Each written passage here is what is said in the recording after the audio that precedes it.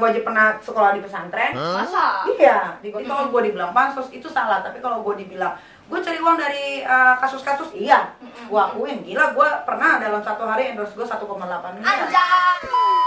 Netizen juga suka ikut campur masalah orang, ya kan? Tapi kan karena dia netizen aja makanya tidak kelihatan. Iya, Tapi iya. buktinya sekarang netizen juga banyak yang mengikut campurin masalah orang di TikTok.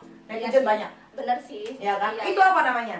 Lo mengomentari orang yang tidak lo suka. Misalkan artis ini berseteru dengan ini, lo ada di pihak artis yang lo suka. Akhirnya lo menghajar artis yang tidak lo suka. Apa namanya? Iya sih. Ayo. Iya. Tapi kan sayangnya dia tidak dapat uang. Kalau lo? Kalau gue dapat duit. Oh, ya, Nah, siap. tapi Oke, kalau baik. dibilang gue pansos, nggak mungkin gue pansos. Karena gue berada di dunia selebriti ini, showbiz ini sudah 13 tahun. Jadi kalau gue dibilang pansos itu salah. Tapi kalau gue dibilang gue cari uang dari kasus-kasus, iya, gue akuin. Gila, gue pernah dalam satu hari endorse gue 1,8 miliar. Anjay. Bisa nggak lo? Anjay. Lo kalau sampai mulut lo berbusa juga lo nggak akan bisa mengalahkan endorsement gue selama satu hari. Satu hari lo.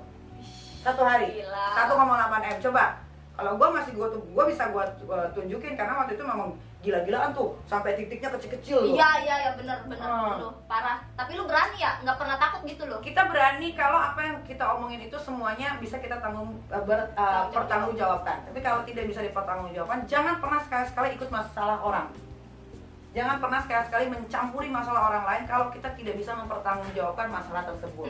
Karena kalau misalkan kayak gue nih, gue misalkan mau ikut campuri masalah siapa gitu, tiba-tiba gue dilaporin polisi, gue harus berani dan gue harus siap gitu loh, dengan argumentasi dan semua bukti yang gue punya.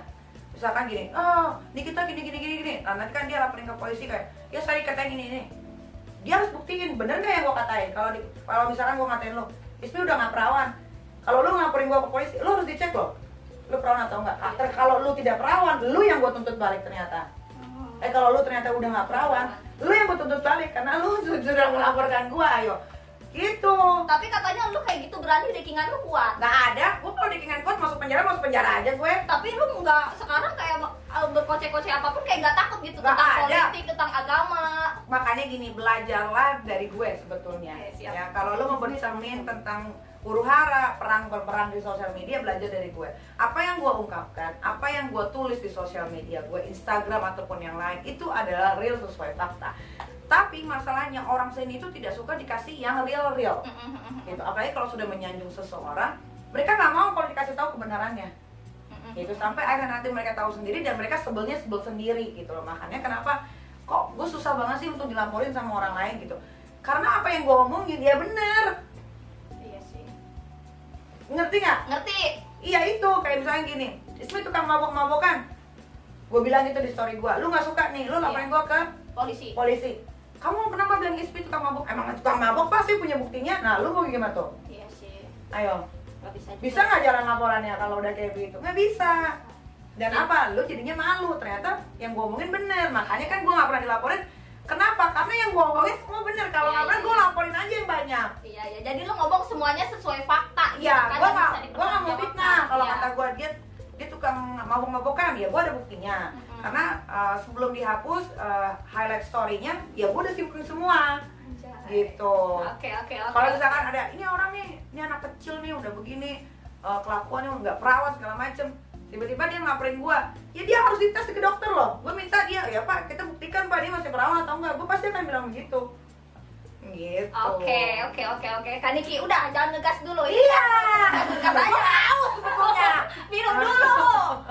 Ya udah Kak Niki, ini aku tadi udah baca Q&A juga. Tadi kan Iya. udah buka ya Q&A. Iya. Ini tadi kan ngebahas Kak Niki yang secara lebih serius, lebih galak gitu Iya, kan. Kalau yang ini ke dunia fantasi akan Iya, masuk iya. nih yang gini-gini Kak Niki. Iya, apa tuh? Oke, ini dari netizen yang terhormat. Oke, kita buka Q&A-nya dulu ya. Oke, Nyai, pernah nyeng ini apa sih? Nyeng kalau kayak gini? Pernah nyeng Apa sih? Nyep. Gua nggak tahu nyeng titik G apa nggak tahu Di sensor. Nyai pernah keluar di muka enggak? Enggak. Gimana sensasinya? Enggak, Kenapa enggak? yang emang enggak aja. Padahal kan kayak gitu enak. Berarti lu udah. Ya kan gua ngeliat bokep aja. Kalau gua keluar di muka belum pernah. Tapi kalau lagi main keluar di muka pernah. Elunya. Dia dong. Oh, terus lu gimana sensasinya? Ya kalau lagi kayak gitu ya seru-seru aja, menarik gitu. Oh gitu. Karena Kaniki ini tadi kan udah dibahas di vlognya Kaniki. Kaniki sukanya yang mainnya hot gitu. Ya, gitu. Ini loh Ismi, ketika kita sudah menikah, terus punya anak, bercerai, berarti kan sudah tahu yang namanya seks itu apa, betul kan? Ya udah, kalau gue itu di masa dimana sekarang seks itu sudah gue nikmati. Kalau dulu gue nggak bisa menikmati seks karena orang gue nikah dulu baru hilang perawan, jadi gue nggak tahu tuh. Masa yakin? Demi Allah, Rasulullah. Lu nikah baru hilang Perawan. Perawan gue ya sama suami gue. Nggak nyangka lo gue. Iya, lu bisa jangan nyonyol mulu. Lama-lama kayak Dio deh, dikit-dikit begini, dia begini gitu. Nah, karena kenapa gue bisa mempertahankan keperawanan gue zaman itu, zaman dulu pergaulan gue tuh tidak separah zaman-zaman sekarang, dan ini 5 tahun belakangan ini. Dulu mah apa? Orang gue aja pernah sekolah di pesantren. Masa? Iya, di Gontor Mantingan Ngawi. Berarti dulu lu anaknya kayak alim banget itu ya? Gue kuper. Kurang pergaulan. Ya, dan gue tuh selalu antar jemput bokap almarhum. Jadi gue nggak tahu tuh rasanya nongkrong, main sama anak-anak tuh gimana. Terus baru-baru nakal ini baru-baru pas. Gue dibilang nakal juga enggak ya. Maksudnya kayak paham dunia. Udah tahu pergaulan itu ya pas gue keluar dari rumah, terus gue pindah ke apartemen Permata Hijau. Ya itu gue baru nakal. Di situ. Ya itu gue baru nakal. Berarti 5 tahun belakangan ini apa berapa tahun? 6 tahun, 7 tahun. 7 tahunan. 7 tahun. Oke, siap. 7 tahun umur gue sekarang 37. Berarti 30 tahun umur gue baru nakal. Anjay. Tapi gue kenal lu di TV yang sering putri. Terlalu sering ribut-ribut tapi nggak nakal dalam hal itu. Oh enggak. Oh nakal dalam hal itu, gue nakal dalam hal itu tapi nggak mau ganti-ganti. Maksudnya kalau satu ya satu gitu. Emang sekarang ganti-ganti? Sekarang gue punya friend with benefit, gue punya teman buat cuma sekedar itu aja. Itu ya beda ya. Kalau lo kan masih kecil, gue masih kecil lah ya. Gue udah 37 tahun. Iya sih. Iya udah bukan teenager, dewasa lah jatuhnya. Tapi emang lu nggak ngerasa bosen gitu kan? Lu udah lama banget tuh. Kayak bosen gitu, ngerasa seminggu, sebulan lah nggak mau begituan. Pernah nggak sih? Oh pernah, gue malah pernah setahun nggak begituan. Yakin? Demi Allah. Waktu proses perceraian gue sama mantan suami yang ketiga, ini gue divorce, itu gue setahun lebih 2 bulan gue tidak melakukan hubungan seks dengan siapapun. Dengan siapapun. Keinginan nggak mau tapi kayak lu lagi nggak pengen. Karena udah sakit hatinya.